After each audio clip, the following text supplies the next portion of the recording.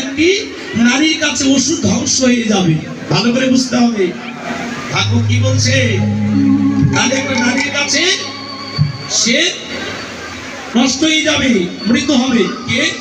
প্রতিজ্ঞা দেবতার অঙ্গ থেকে সৃষ্টি করলেন একটি যোগমায়া শক্তি। বুঝতে পেরেছেন তো?